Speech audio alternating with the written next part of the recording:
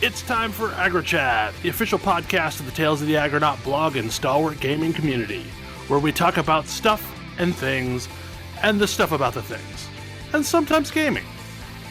I'm Belgast, and let's start the show. Hey folks, it's that time again. Time for another episode of AggroChat. This is episode 404. Tonight I'm joined by Mo. This is not an error. Ashgar. Show not found. Grace. Hi. Todra. File not found. Thalen. Yep. Yep, those things. Okay. So Listen, I've been doing it the entire time. 404 is just the most well-known one. Go say, yeah.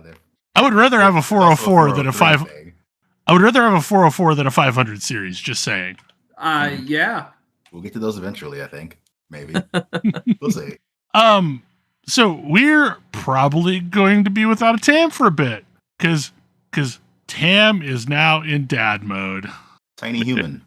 Tiny human. Yep. Tiny sleepy human that doesn't sleep for very long. Yes, well. As long as it sleeps sometimes. Yes. So anyway, congratulations to Tam. We have all said that before, but also we're saying it as a podcast. So our first topic is shocking to no one. I was kind of flippant when I saw it scroll across, but Babylon's Fall has fallen. Oh. Haha. This whole sequence feels like they were contractually obligated to release the game and to release content for the game, and now an amount of time has passed and they can officially pull the plug on it. This is about 6 months, probably, maybe? I was about to say, I don't actually think I know this one. I think I missed this completely. You didn't miss anything. No, you did. You did not miss anything. Babylon's Fall was a live service game from Platinum Games that looked like it would have come out on the PS3. It came out in May. Yeah, it was not good. It was really not good. No, sorry. It did come out in March. Sorry. But yeah, it wasn't good. Laughably so. It was bad. It was real bad. And it didn't make any sense why this game was a thing. But, they released a battle pass for it, and it was monetized multiple ways. So it wasn't just a battle pass, but it was also some other stuff. And yeah, it was not good. And no one really understood who was going to be the audience for this thing. And clearly no one was the correct answer. But yeah, so it is officially canceled as of, I think, February. Yeah, they're shutting it down in February. So it'll have been up for slightly less than a year when it shuts down. Yeah. So, farewell game that we didn't understand why it got released. I sort of wonder if someone's going to comment because they absolutely loved this game and they're mad at our completely irreverent tone. But I don't know who sorry. those people are. I don't. I don't think you exist. You cannot prove to me that you're not a bot if you claim that you loved this game, because I don't understand what there was to love. I mean, legitimately, graphically, it looked like a PS3 era game, and the combat wasn't fun. It didn't really have a good end game mechanic, because I played around in beta test. I alpha and beta tested this game, and I kept waiting for it to turn into something that was playable. But I just never saw it. In theory, it's supposed to be like a looter shooter with gear grind, but none of that felt any good. So it is less legitimate than Godfall, and I questioned why Godfall existed. So Godfall was at least from some companies that had interest in getting into the MMO space. Right. I don't understand. Does not have that interest. Or at least I don't understand why they do, if they do. I don't understand, clearly, honestly, from what I have heard, Platinum was really into this game. They thought it was going to be a success. I don't understand it, but I mean, it's proof positive that Platinum can do wrong. Platinum has made a lot of games over the years. Not all of them are good. This is one of those. And worse, some of the good ones have not been successful. Yeah, that's true. But I think a lot of the unsuccessfulness has been around the weird releases of some of their games. I still don't understand why the Bayonetta series is just only on Nintendo platforms now. because Nintendo paid them to keep it going. Sure. Like, that one makes sense to me. I mean, but Bayonetta had frame rate issues on hardcore PCs. The first game had optimization issues in general. Yeah. It didn't run well on the PS3 either. But like the Nintendo Switch is underpowered already. I don't know. I've not played 2 or 3, so I ran just fine on the Wii U. It did? Okay. Anyway. So yeah, I mean, goodbye Babylon's File. Possibly someone will miss you. And I realized that Tokyo Game Show is going on right now, but it very much felt like E3 because all of the major publishers had a show. Yay! It's not E3 this week. It is not E3 this week. But it was better than E3 was, so in some cases, yes. Like Nintendo had a thing. I know we're specifically going to talk about Nintendo Direct, but like I feel like it is worth noting that Microsoft, after decades of not doing this, has figured out how to market games to the Japanese market. Because their show was really good. That's where that Not Pokemon game came from. That Not Pokemon game has been around for a while, as it turns out. Yeah, that was who was showing it off specifically, though. I know, but that's the one that had the trailer with like Pokemon making guns in a sweatshop factory and shooting Pokemon and various things about a year ago. I don't know why there's guns in a Pokemon game, but other than that, like if you had told me that was the trailer for Arceus 2, I'd have believed you. So I think before Arceus came out, this company was like, we're going to throw every open world thing ever into this one game, and we're going to give it a Pokemon theme because that's popular. And then Arceus came out, and they got to take some notes, and it turned into the thing we just saw a trailer for. It will probably still have guns. Yeah, but like it seems fine. Yeah, I will probably play it. It will probably come to Game Pass. I will check it out. I don't even remember the name of it now. Power World is the name. Okay. We also found out that, you know, the Steam Deck has a mascot. Yay! This is adorable. This is super adorable. Like, look, mascots are important. Apparently the original name of the Steam Deck was going to be the Steam Pal, so they just named the mascot Steam Pal. I'm hoping we can get Kitsch over here for that character because it's adorable. I love the valve on top of its head. But like, I think probably the most well-received was the Nintendo Direct. The Sony show was not amazing. Yeah. The Sony show was not very good. Yeah, it was not a good show. I do like farming. Good news, Nintendo has like 5 games for you. Some of them are remakes, but some of them aren't. I was gonna say I know I saw a bunch of them. They all look very good. The one that is actually just Harvest Moon looks way up my alley. Well, the one that is that one is actually Harvest Moon. That's a remake of a Harvest Moon game. Yeah, I know. Actual factual Harvest Moon. Yeah, when Harvest Moon stopped being made by the Harvest Moon people, this group started making games. That's such a mess. Like the story there is such a mess. It really is. But it basically boils down to the dev decided they didn't need the publisher anymore, and the publisher in the US kept the name. So they made some apparently not very good games under the Harvest Moon name. And Story of Seasons is what the old Harvest Moon games are now called. Yes. It's just so weird to me. Like, when I played Harvest Moon on the Super Nintendo, I would never have believed that that would become an entire genre of games. But it has. Like, we wouldn't have Stardew Valley were it not for Harvest Moon. I mean, part of games is about, living a fantasy life. And fantasy life people want now is nice, peaceful life where you can, grow things. Yeah, but also, half of these games are also dungeon crawlers. Not Harvest Moon, of course. Yeah. But, they're, part romance sim, part, dungeon crawler, part farming sim. We just want to live a nice, happy life. I mean, when Rune Factory came out, and it was literally subtitled A Fantasy Harvest Moon.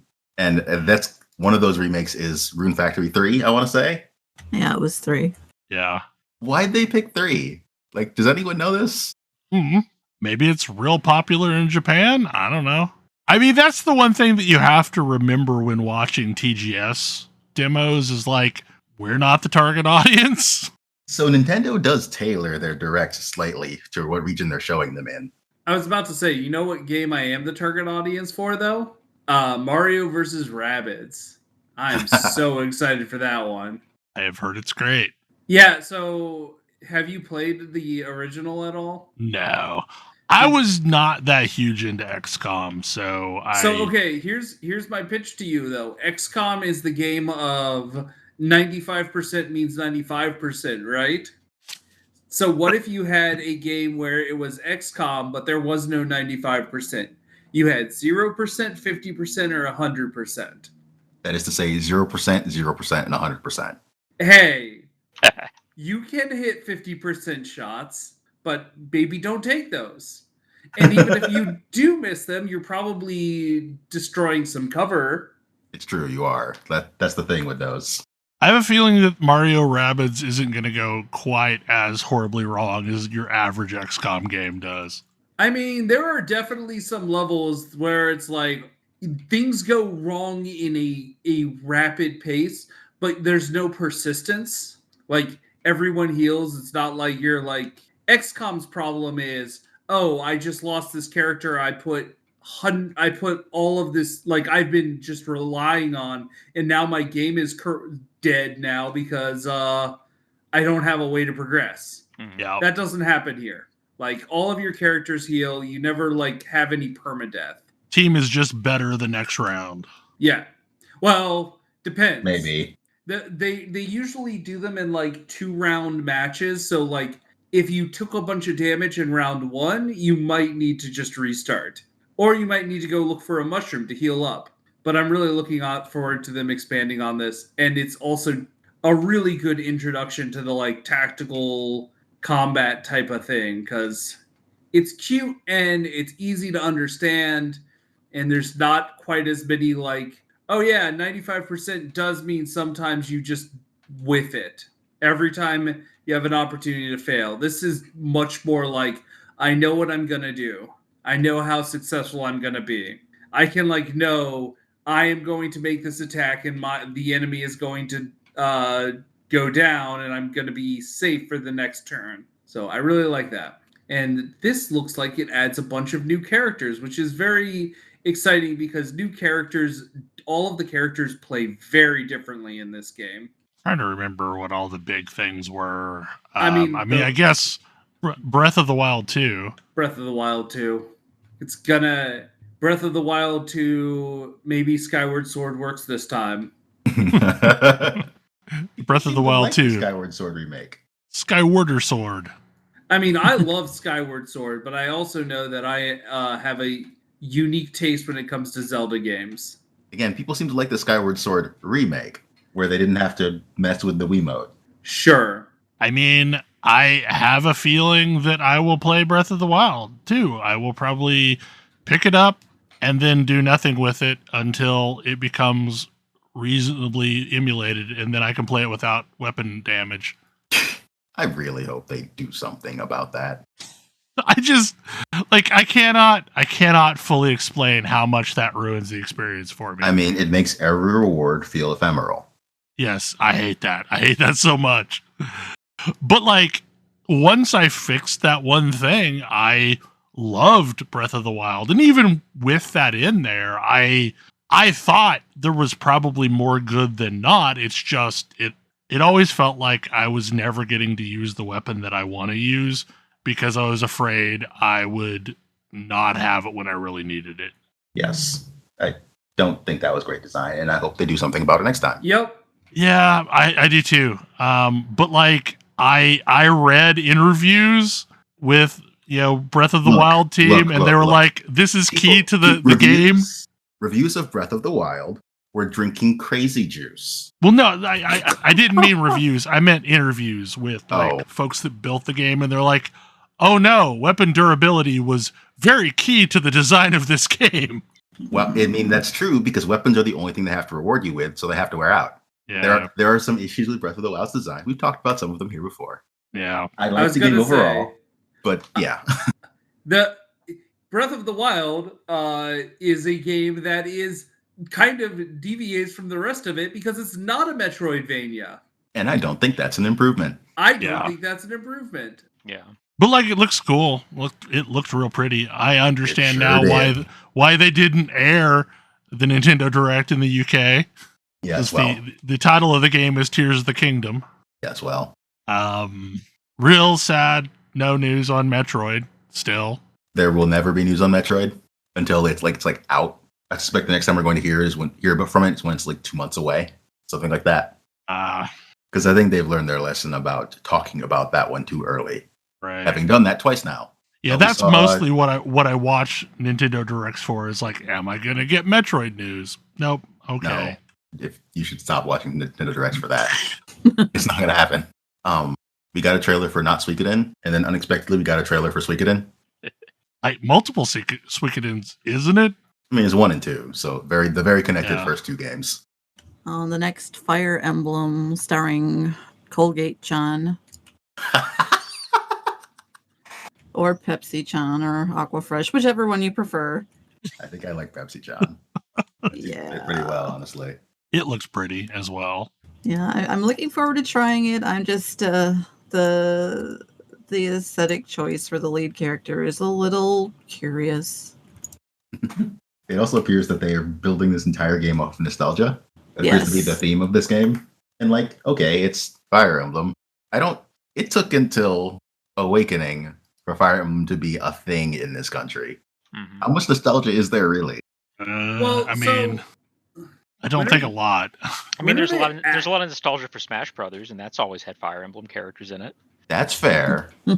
When are they going to let me actually play Fire Emblem 1 in a reasonable way? You missed it. It was on the 3DS. Did I? Yeah. When are they going... now that we've had several big Fire Emblems, when are they going to mine that back catalog? So I can actually, learn the story of Marth and Roy. You're never going to learn the story of Roy.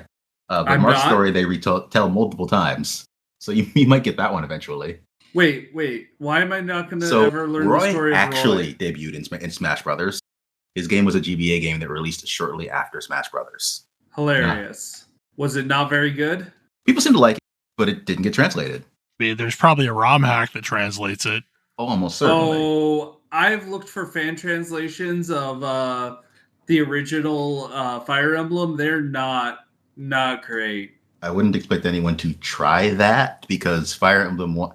So Fire Emblem 1 existed, and then Fire Emblem 2, I think, was a sequel, but then Fire Emblem 3 was a remake. Yeah, there's been a couple of remakes of the first one, right, at this point? Yeah. And then 1 got a remake in 2008 for the original DS, and then I think 3 got a remake in 2010, also for the DS, as it turns out. Wait, so they remade the remake? Yes, they did in fact do that thing. All right.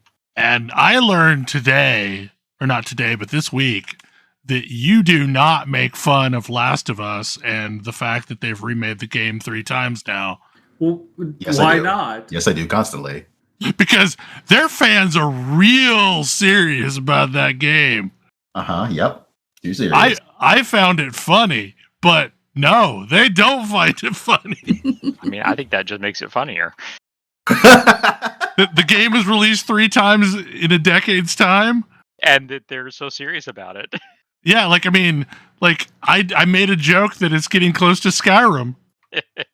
I mean, but... it's got a long way to go to catch up to Skyrim. I know. It does. It might be getting close to GTA 5, though. Ouch. It's true. So the other thing that we have learned from the Nintendo Direct is that Squaresoft is just fucking with us and using a random word generator. I mean, no, they're just they're naming. New. They are using project names. They're coming up with cool project names, and they're like, "Great, this is just the name now." Various Day Life is not a cool project name. It sounds like it was. It probably we didn't was. have a name for this, so we're just going to temporarily call it Various Day Life. And then instead of Octopath Traveler and Triangle Strategy, they just we're not going to bother trying to make up something new. We're just going to release it with the code name. It is the most low effort name. I don't know. What do you do? I don't know. Various Day Life. Look, Octopath Traveler is an entirely descriptive name. Triangle Strategy is very, very similar. I mean, so is Bravely Default.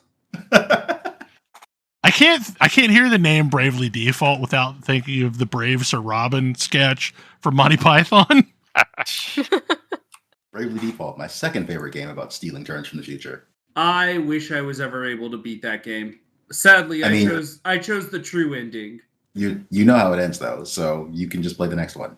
I don't 100% know how it ends. I mean, I guess it probably ends with.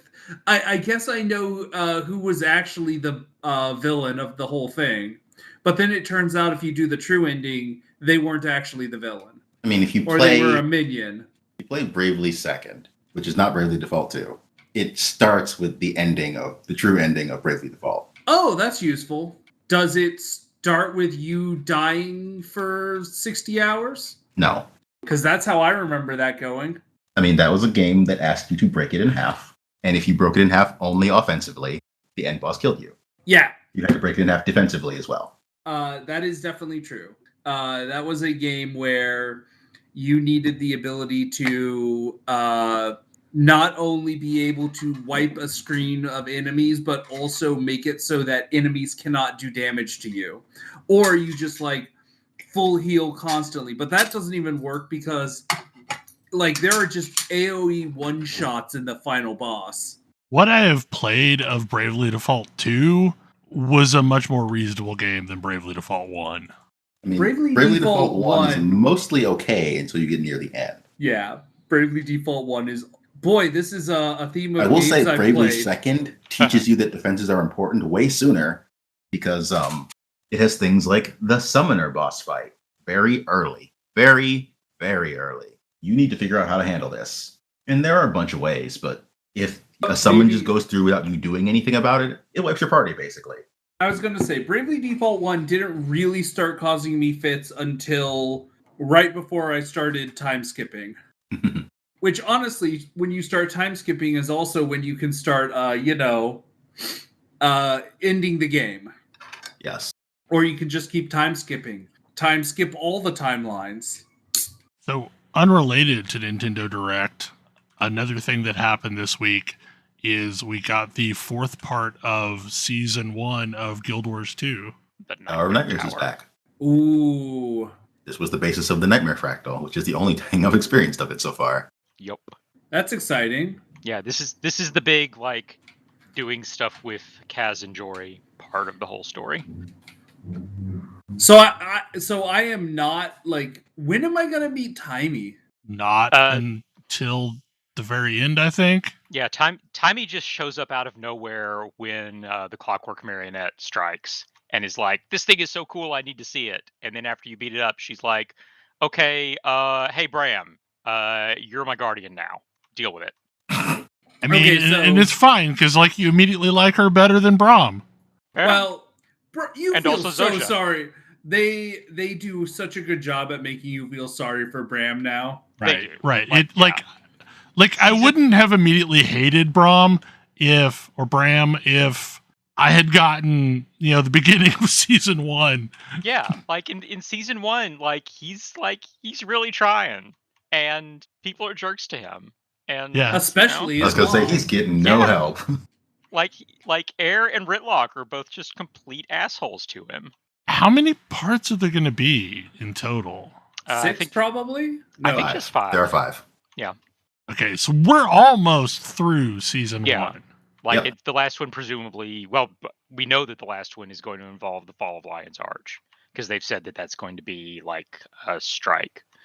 I need to catch up. I haven't finished Part 3 yet, and now that Part 4 is out, I should do both of them together. Mm-hmm. I should play more Guild Wars 2. It's a game that really satisfies an itch for me. Yeah. I think what kept me from getting through it is at some point I started playing my Ranger way more than I played my Necro, but my Necro is what I had been progressing on it so far in. So I'm like, it felt weird to jump back on the Necro after being on the Ranger for so much. So this week I have been continuing to play an excessive amount of New World on the PTR and trying different things to see what answers are now in the game. And I don't know what happened, but I assume either someone left the team or someone had a Frank Stern speech of, we are not following your crazy vision anymore. Oh. Because, like, across the board, the game just feels so much more approachable than it did previously. I mean, I'm going to guess, like, they sat down and were like, okay, we can either hold to the vision or keep this game alive. It's one of the two. Like, trade skills are perfectly reasonable to level now. And it's not just the you get a bunch of bonus experience the first time you make one of things. Like, there's a bunch of stuff that has gone in with this patch where so previously in the game, if you got up to the end game levels, you could pour a bunch of orichalcum or ironwood or whatever end game final material there was and create some of the legendary quality unobtainium. And it was not a great conversion, but at least it was an easy enough way to get items for crafting purposes. Like, say you've got a pattern and it takes 8 of this kind of unobtainium and 8 of the other kind of unobtainium. You could just pour some raw resources in it and get it rather than relying entirely upon luck. However, the rest of the game didn't have that. So, like, if you needed a divine crucible, which is a purple material somewhere along the line in the metal, or if you needed fey iron, or you needed something else for a specific item that you wanted to craft, you either bought it off the auction house or you just ground out a ton of iron until you eventually got that thing to drop. They've gone through and basically applied the logic of, hey, expending base resources to get the rare item is a good thing. So, like, you can just pour some iron ore into getting fey iron or whatever, other materials that you want along the way. And that's across the board on everything. From a game economy point of view, assuming that conversion is at all reasonable, it keeps your lower item from becoming worthless. Right. And that was the problem that they had previously. It's like it had an inverse reaction, since fey iron basically could be used in place of iron bars, but on a lot of servers it was next to worthless, so it was like way cheaper than actual iron. So there was some weird stuff going on. But now, you can basically craft dungeon gear if you want. So, like, say there's an item in a dungeon and you just didn't get it as a drop. Well, you're going to get enough items from that dungeon that you can scrap them and get some raw materials and be able to craft that item. I also hear that if I want, I can actually play that dungeon again. You can play that dungeon again. Yes, it is no longer based on keys. What you a can shock! You can run 20 of them a day. Being able to play content is good, actually. Yeah, so like that's huge. Not having giant weird market for materials to be able to run dungeons. Yeah, I'm really pleased that I think might actually run dungeons. I think you can run like 5 mutated dungeons a day and like 20 regular dungeons a day, which is a cap on it, but like that's fine. I'm never going to run 20 dungeons in the same day. And mutated dungeons are apparently hard enough that I probably don't want to run more than 5 of them in a day. I'm assuming that's something like WoW's. It is exactly WoW's Mythic Plus system. Okay. Like, every day there is an affix on a dungeon, and you can run some dungeons with that affix and get better rewards. And also, there's like a scaling difficulty system, and I don't know what it caps out at, but basically, the higher the number, the better loot rewards you get. And it seems like, from what I'm seeing of, or was it Brimstone Sands? Brimstone Sands is almost like an entire expansion, that the area is apparently huge and has lots of stuff going on in it. And it seems like they're trying to set up a scenario where it's real easy to level and it's real easy to gear up initially, and then the end game is going to be like building out specific like gear loadouts. Because they put in, I don't remember what it's called, but they put in some new system with Brimstone Sands where you can craft these baubles that you can put on your gear to like give your gear specific stat combinations. And I think that's going to blend with the loadout system they're working on to where you can basically like have a Diablo 3 style loadout for the game so that you can rapidly switch to a specific weapon spec and a specific gear loadout.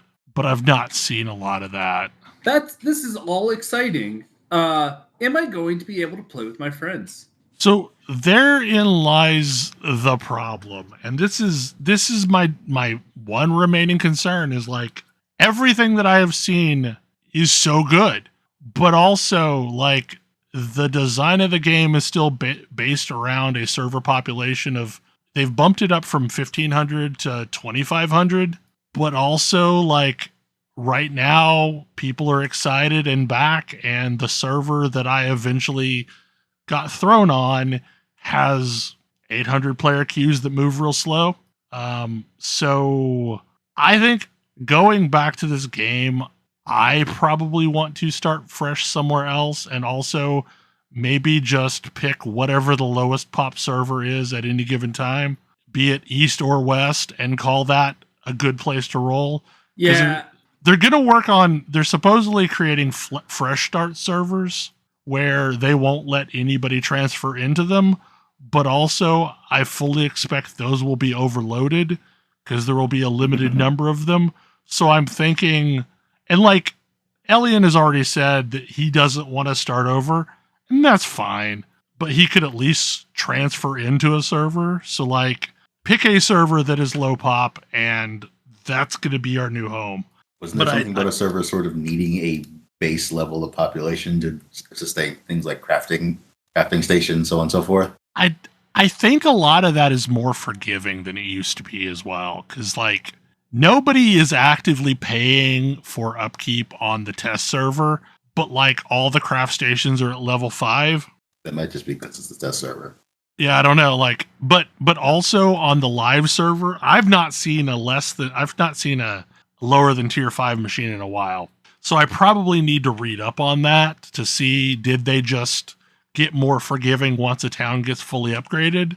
Or can people actually beat the outpost sieges, right?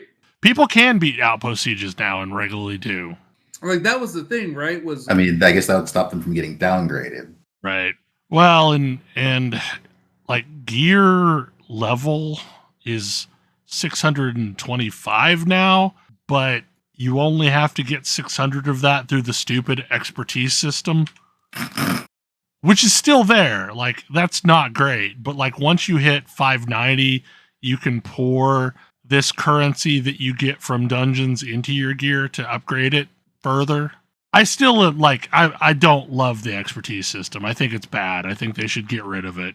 Like, there should be an easy way for you to grind that up outside of dungeons. But, you know, that's... Apparently you get just like flooded with gear in dungeons now, so it's not as big of a deal as it once was.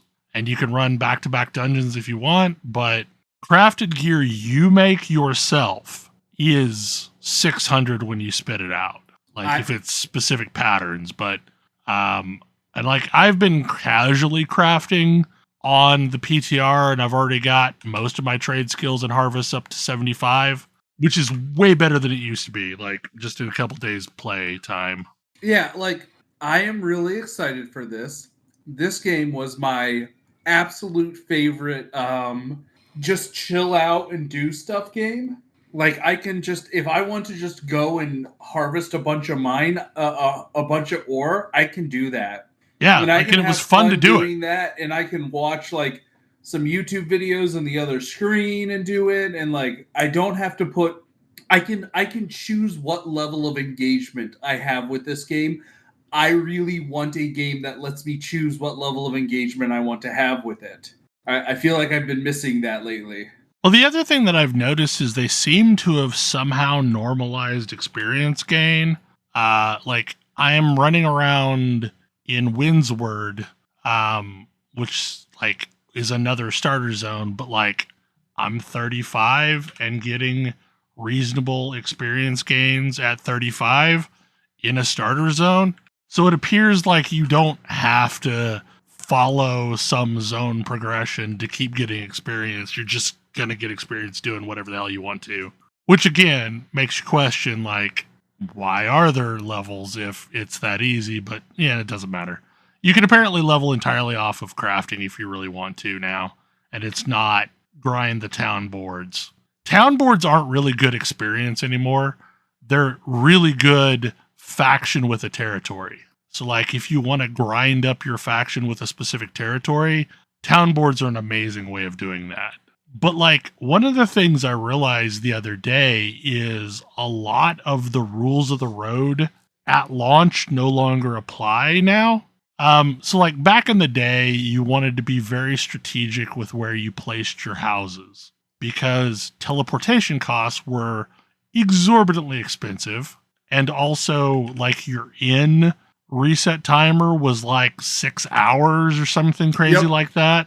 So it was hard to move around the world. But now with teleport costs being like 10 Azoth and inns being like 30 minutes, it's really easy to zip around the world without much issue. So I feel like going into the game, I would want to wait until I can afford the maximum sized house before I buy a house. And that didn't used to be the case.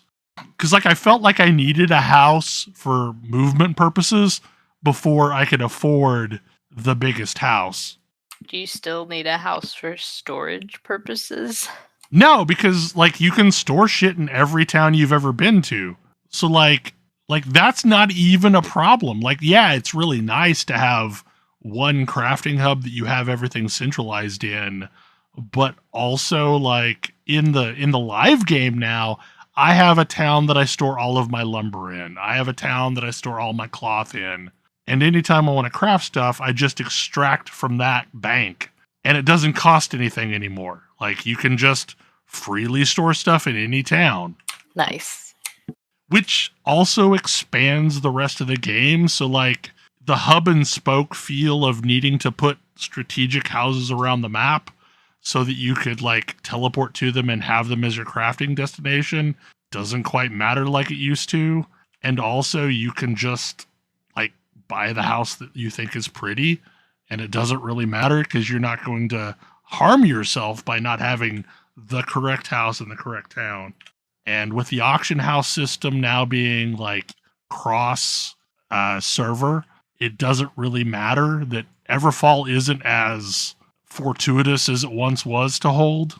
And like every town has a specific benefit for holding it.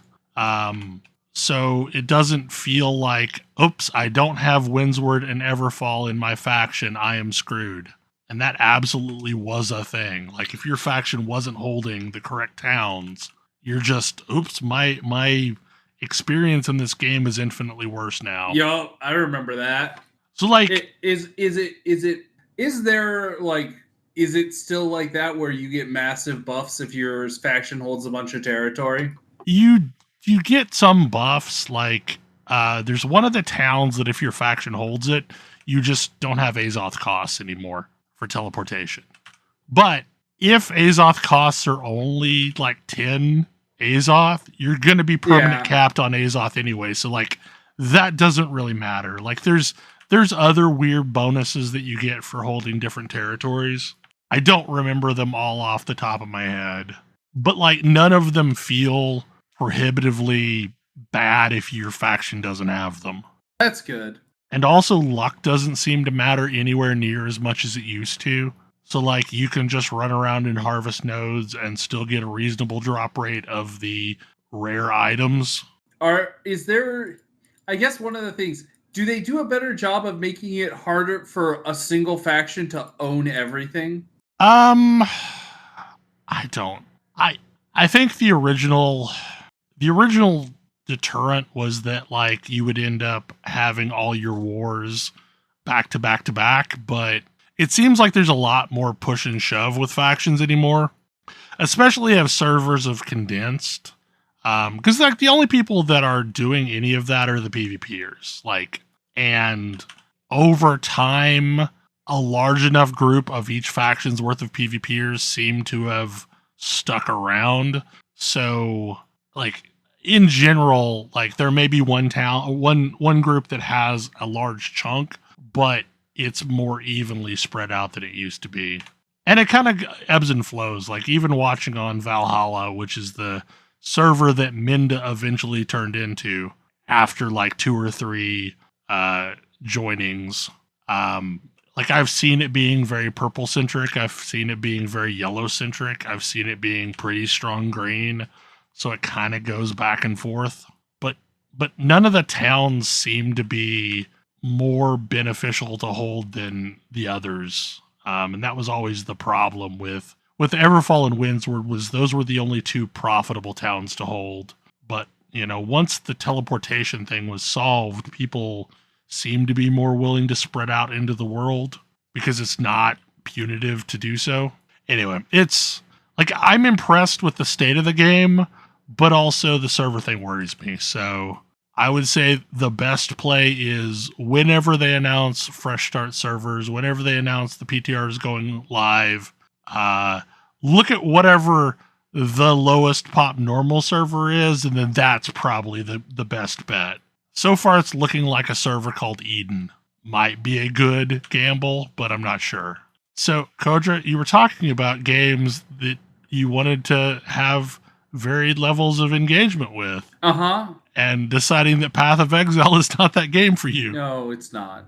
Path of Exile has 0 chill, except for the chill it applies to me right before it kills me. It is true.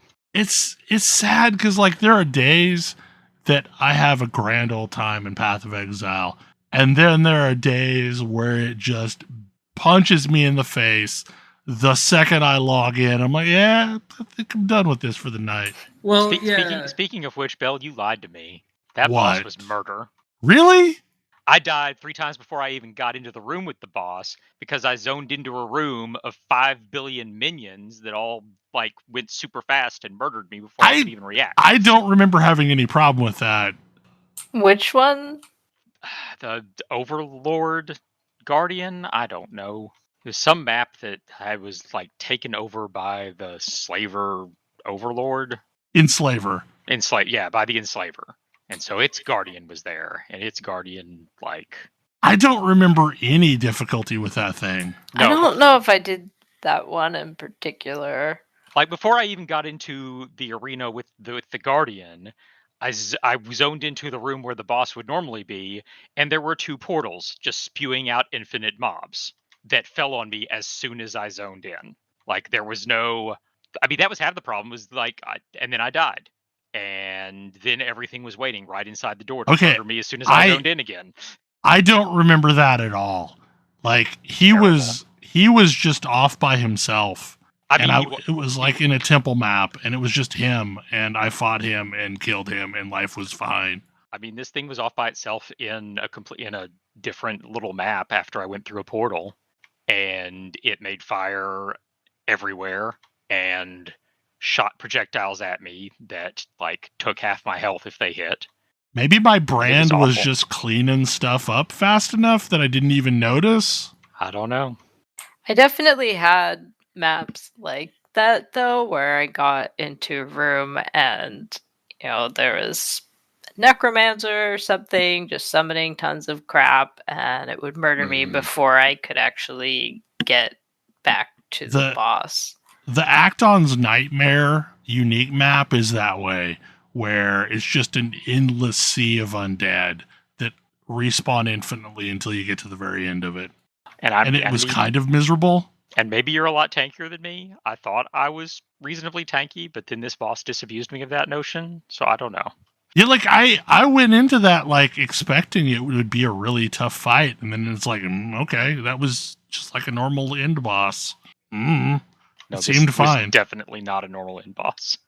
I've seen those just be variable. Some of them, I think it just depends on what your strengths and weaknesses are. Maybe. I've had some that felt like a normal boss and some that absolutely murdered me. And I wonder if this is just another case of arch nemesis striking again. Yeah. Because, like, I have absolutely had situations where, like, oops, I'm just going to be here for 20 minutes now because I mean, this boss is hell. That was part of the problem. Even when I was like running around like a maniac, staying ahead of the stuff, and actually stayed alive for a minute, like I would throw out my tornado and charge it up, and that tornado could usually shoot through a normal boss. Like it barely even dinged this thing. It Yeah, like that- this was comparable to fighting a like 6 essence mob in Late Lake. Like that is what this was similar to for me. Okay, So- yeah. So my comments. I definitely had. Again, I am not nearly as far as any of the people in this channel are. Like I am way. There's a lot I still have to learn as far as this game goes. But like my experience is also that like I just get completely demolished.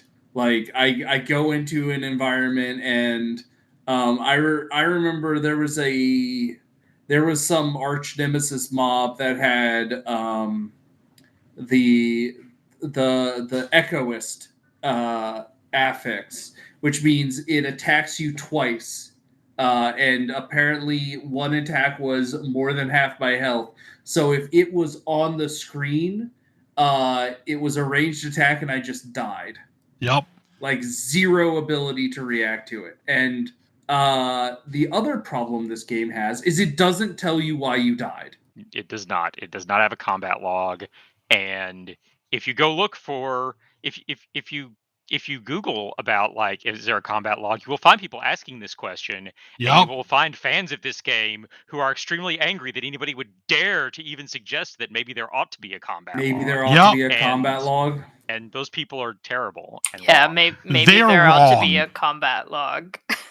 They are wrong. There should be a combat log. Like the way you learn how to deal with it, to learn how to deal with stuff, you Yeah. first need to know what the thing is Yes. Yeah, that you're having to deal with. Right. Doesn't help me any if I keep dying and I have no clue why. I can't learn from that. Well, and maybe I could if I didn't have 5 do-overs, period. Yeah, if dying wasn't so incredibly punitive, Oh yeah. it would be less of an issue. But not only do I die and not know what I died to, well, now I only have like 5 more chances. And if I had any XP, well, I'm losing like, multiple bubbles of my XP bar every time I die. Yep. So that feels great. Well, like, so I think it was last night that I just noped out of the game because, like, the last time I was playing, I was running some relatively low-level lakes that I had crafted just for XP and was doing fine the day before. And then I picked up a map, and I don't know what it was that was in the map, but, like, whatever it was just not playing. And I started a death march from the beginning. And I'm like, yep, nope. Yep. I lost like 2 days worth of XP. Mm-hmm. Yeah, that's the thing that bothers me more than anything. I really like the game. I have been playing the heck out of it, and I just had to change my mindset to say, all right, I am just not gonna gain any more XP for the time being. Like, there's activities that I want to do that are fun and I can do, but I know I'm going to die a couple times along the way. So I am just going to assume that I am not going to be leveling for a while, which sucks because I'm not quite where I should be in terms of levels, but I'm still fine at clearing the content, just, one or two deaths along the way.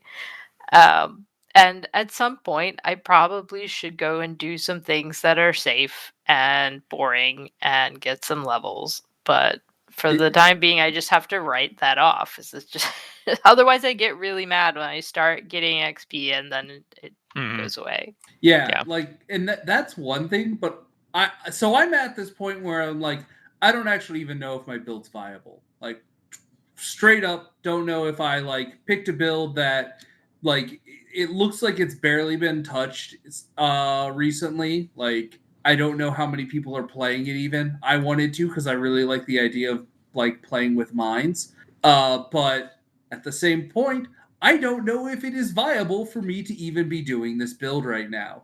And like it's feeling especially unviable as I've been told by several people my gear is a problem.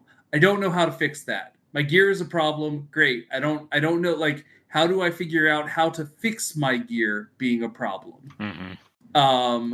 And this game went from I put a lot of time into this game. I quote unquote beat this game. I beat the Katava, and there's a whole bunch of like fun post game content that they're in here that I don't get to play because it is all like I just die when I go into it. Like I can do tier 1 and tier 2 maps, and that's about it. Like anything higher than that, and like there's just going to be some mobs that one shot me. And like I have been picking up every piece of gear and getting it identified, and I mostly don't see like massive improvements there. No, But- gear okay. that drops from the ground is mostly garbage. Like that's not Oh. how you improve But- your gear. In Wait, this game. what? Yeah, like you buy gear. That's how you improve your gear. Yep, or craft it. Yeah, But no, you mostly like can't craft good gear unless you have good enough gear to be able to get the recipes that you need to craft the good gear. Yes. So yeah, you buy it. Yeah. it sucks too because Or like you bang your head against the wall, against the barrier the way I did because I don't know, stubborn and stupid.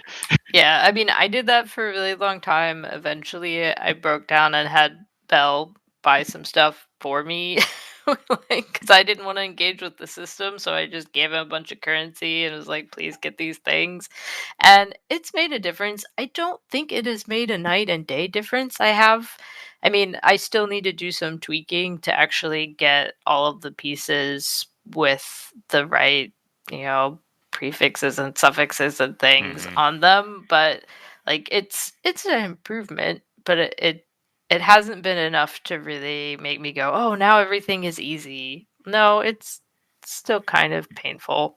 well, Yeah, the no- problem is like I have really good gear. I spent quite a bit outfitting myself, but I still run into situations where like I'm mostly an immortal, but then a thing will come along and it just cleans my clock. But like usually I have enough defenses to where I have enough warning that I can ride a potion and hopefully get out of it. Mhm. But Yeah, like it just sucks that's the reality is like there's never a point at which I feel like I've reached equilibrium and okay, I am this tall, I can ride this ride reliably. No, this is not a game where you can ever like relax and not be like flying on the edge of your seat. Well, and that's what always frustrates me about this game is like, okay, so I'm going to bring up Diablo 3 again just because it's a game I've played a lot of. And like, if you devote time in that game, you will reach a point where tier 16 maps, or not tier 16 maps, tier 16 content, Torment 16, is comfortable. Like, it is chill. This is bubblegum and popcorn, sit in front of the television, just chill content. Like, and you can farm, and eventually you will get drops. And like, that's fine. And if you want to be stressed out, you can push higher tier rifts into the hundreds and you will have challenging content. Like, you can regulate that and it's predictable. Like, not all higher tier maps are going to be created equal. There will be greater rifts that are harder than other greater rifts just because of the combination of mobs that you get. But like, the variance isn't as extreme as it is in Path of Exile. Like, there will be times that you just zone into a map and well, I am screwed. I might as well just not res up. Yeah. And it sucks. It feels so bad. And I think it's by design, not by accident. Yeah. And like, when the game is good, it's great. Yeah. I had so much fun in the axe, and I had fun for most of the burning through the Atlas. Like, that was mostly fun. There's a few maps that are horrible. The Katava maps can die in a fire. See, and Also- I did one of those earlier today, and I didn't have any problem with it. I don't understand. It's so random. understand. It's so random. The ones that always wreck me are the Ghost in the Labyrinth map, which is like the green ghost, and it fires a beam, and you have to break the beam with the pillars. And yeah, I got one of those one day, and it was Echoist. So there were two ghosts. It was miserable. Wow. I had one map the other day that, like, I check my maps. Or, well, up until recently, I would always check my maps to make sure they didn't have reflect elemental damage, because that would kill me. And I went in this map, and I died, and then I died again, and I realized I killed myself. But the map did not list elemental reflection as a thing that it had. I don't know what the hell was going on. There's not an Arch Nemesis mod that reflects elemental damage. There's a boss. Rare things around. No, it was just zone trash. Like, it was just a random garbage.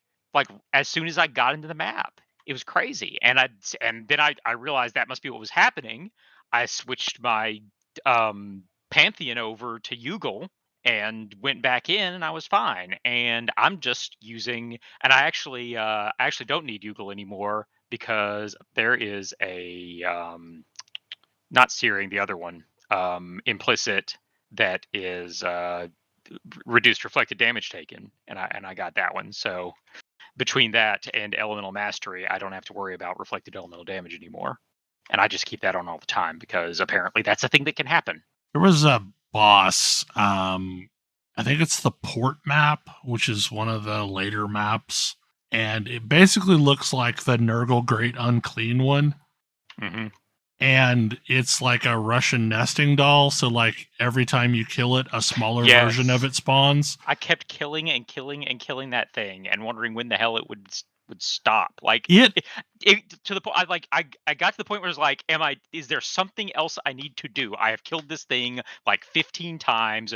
Am I missing something? And then it finally stopped spawning new ones. If it touches you, it applies the fastest bleed I have ever seen.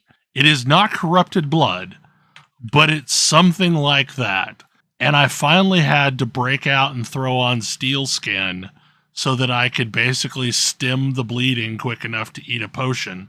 I thankfully have a life flask that makes me immune to bleeding and corrupted blood. So I need to get that. It's good. That was a thing that was required for me to beat Lab 3. Because there just kept being something that applied corrupted blood, and I would be dead. Yeah, because if my health starts dropping, I'm gonna pop a life flask anyway. So now I don't have to worry about whether it was bleeding that caused it to happen, because this handles that.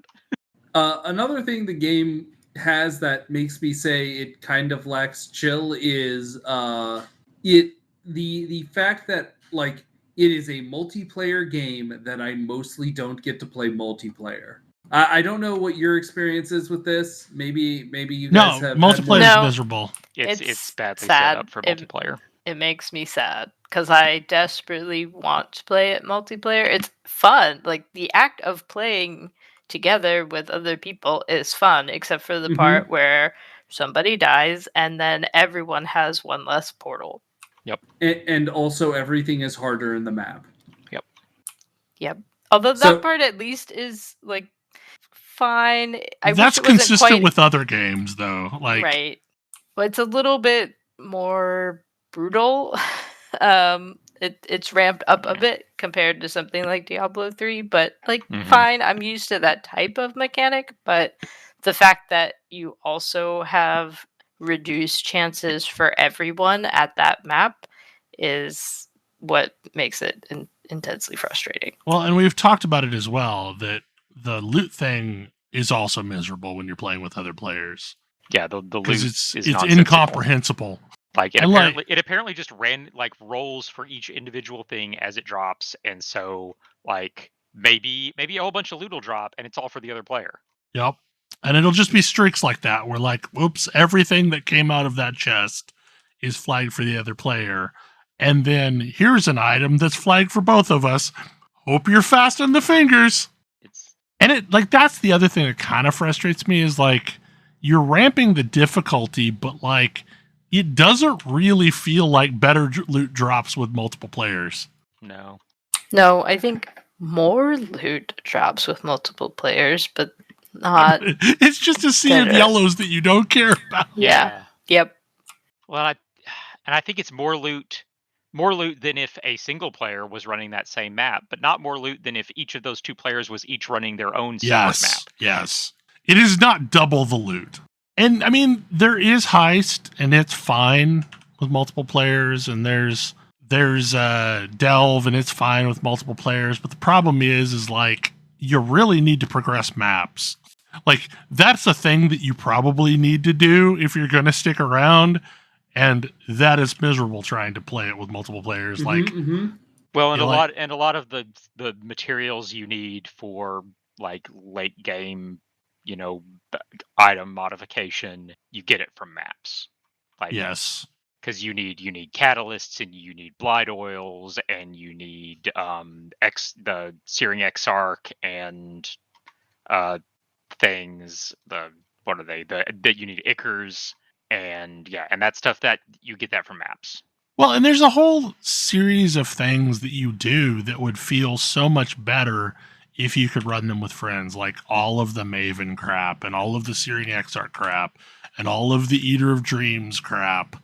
Like that would be more enjoyable if we could just group up and knock out, all of those together and do the Crucible all together. But you can't really do that. I don't even know if you can pull multiple people into a Crucible that you've gotten off of Maven. Probably not. Since it's one of the Grand Quest items. It's just, I don't know, like, there's so many things that, like, if changed, would turn Path of Exile into, like, one of the best games I've ever played. But it's far enough off, and all of those things seem to be done by purpose because of some vision that like I don't think it's ever going to go there. There's a certain amount of sadism in grinding gear games that I think would keep it from ever turning into the game that I really wished it would be. I mean, it's possible maybe that the apparent mass exodus of people from this league might cause them to rethink some things. I don't know how much of a mass exodus there is. Also, I don't know that the mass exodus is because of the same things that annoy us. Yeah, I mean that's also not true. I don't think the things that I everybody want. hates Arch Nemesis, so I mean there's that. That's definitely on the list of things that annoy me. But yeah, like I guess a lot of it is the inability to grind for certain currencies in certain ways. I mean, and it has had an impact. You can look at the retention numbers for the league, and they are not good. They're worse than any other league has ever been. And part of the reason prices are absurd for gear is because there just isn't much available. Right, and that was the other thing I was going to go into is like I have been playing Shop for Grace, and some of the items are just nonsense. And like I bought an item for 3 divines and was thankful to get it that cheap. And divines right now are going for over 200 chaos. Like the other versions of that I was able to find were 5 to 6 divines. So prices have just been nonsense, like at least compared to the little bit I looked around last league. And it's just, there's not much for sale. Like there's not anywhere near as much for sale as there was even when I made my first purchases this league. And that which is around seems to be corrupted stuff, which is fine if you can find it exactly right. But like also, it's very rare that you can find an item that has all the things you want. So you're probably going to want to do at least some crafting on it. I mean, GGG has basically said that they're done making changes for this league, and anything that they do from now on would have to be for next league. Like they didn't say that exactly, but that was basically the gist of their last patch message. So it is as good as it's going to get for this league. Yeah, and like For me, that's probably just this game was a fun experiment, and I think I might be like done with it, which is really frustrating because I think the thing that I haven't really dived in is this felt like a bait and switch to me because I had a wonderful game experience up until the point that I like got to the end game, and maybe I should just say that's the end game, and there's nothing else that I should like even bother with. But like the experience that you and Grace seem to always have is like chilling out and doing these big group events after the end of like the final act, and that's not a thing I'm really getting to experience. I don't think we've really gotten that either. Like, I don't think there's anything in this game that I would consider chilling out. But No. but I would also say that the challenge is it takes a long time to actually get to like the end of this game.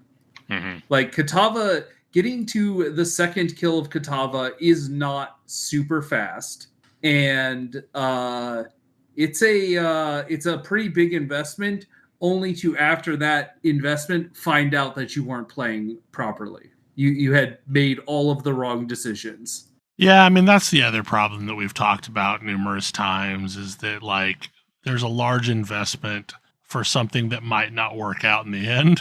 But anyway, we could sit here and lament Path of Exile all night. We gripe because it's a good game. Like we gripe because we care. Like, it's so close in some aspects, and like there are moments that feel great. Game, we just wouldn't play it. Yeah, I mean, there's moments that feel amazing.